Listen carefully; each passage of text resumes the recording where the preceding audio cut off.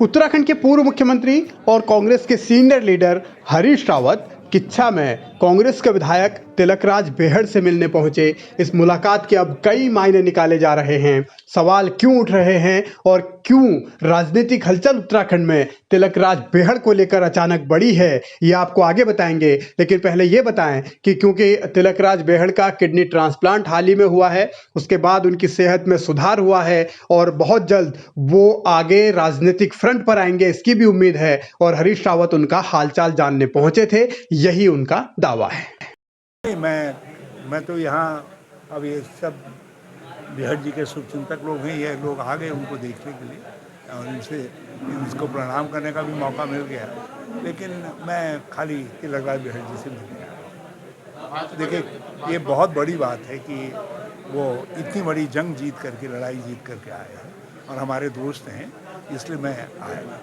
तिलकराज बेहड़ कांग्रेस के senior leader हैं और उन्हें तराई का शेर भी कहा जाता है। लेकिन तराई के इस शेर को लेकर इन दिनों सियासी हलकों में अलग तरीके की हलचल है। चर्चाओं का दौर चल रहा है। बाजार अटकलों का गर्म है और वो अटकलें इसलिए ज़्यादा लगी क्योंकि हाल के दिनों में केंद्रीय रक्षा राज्य मंत्री और नैनीताल लोकसभा सीट से बीजेपी के सांसद अजय भट्ट तिलकराज बेहड़ से मुलाकात करने पहुंचे और इस मुलाकात को लेकर हलचल इतनी बड़ी कि देहरादून से लेकर दिल्ली तक गहमागहमी बढ़ने लगी। उससे पहले गणेश जोशी, जो कि उत्तराखंड के कैबिनेट मंत्री हैं, उन्होंने भी मुलाकात तिलकराज बेहड़ से की थी। वो उधम सिंह नगर के प्रभारी मंत्री भी हैं गणेश जोशी।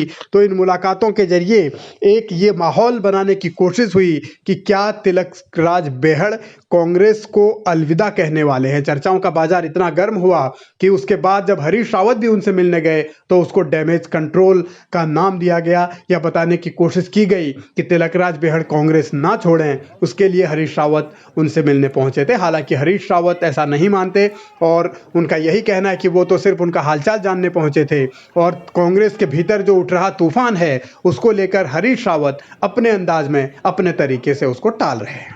बीती सो विशारिये आगे की सुधले, नगर पालिका के चुनाव आ रहे हैं, कोऑपरेटिव के आ रहे हैं, लोकसभा के आ रहे हैं। चुनाव, लोकसभा का चुनाव है, वो सब चुनाव जीतते हैं, पूरी शिद्दत से लड़ेंगे और जीतेंगे। ये तो धोखेबाज है, हाँ, जनता के साथ धोखा कर रहे हैं। हरीश रावत ने आगे का रोडमैप भी बताया और उसी राह पर चलने की बात भी कही। लेकिन सियासी तौर पर अगर कहीं हलचल है और तिलकराज बेहड़ को लेकर चर्चाएं चल रही हैं तो इसके लिए उनका एक बयान भी उसको भी जिम्मेदार माना जा रहा है, क्योंकि तिलकराज बेहड़ ने हाल के दिनों में ये कहा था कि जिस तरीके से गढ़वाल की अनदेखी कांग्रेस में हो रही है वो कांग्रेस के लिए गंभीर परिणाम वाली हो सकती है। तो इन चुनौतियों के बीच ही तिलकराज बेहड़ की बीजेपी नेताओं के साथ मुलाकात और बीजेपी में जाने की उनकी चर्चाओं को बल मिला है। हालांकि तिलकराज बेहड़ ने फिलहाल इससे इनकार किया है और वो ये दावा कर रहे हैं कि वो कांग्रेस में हैं, कांग्रेस में ही रहकर काम करेंगे। लेकिन चर्चाएं तो चल ही रही हैं। अब आगे ये देखना है कि जब सियासत में ये धुआं उठा है तो आग कहीं न कहीं लगी जरूर होगी और ये आग कितनी भड़कती है और कितना आगे कांग्रेस को नुकसान होता है या फिर कांग्रेस डैमेज कंट्रोल कर लेती है, ये वो ऐसे सवाल हैं जिनको लेकर दिलचस्पी लगातार बढ़ रही है।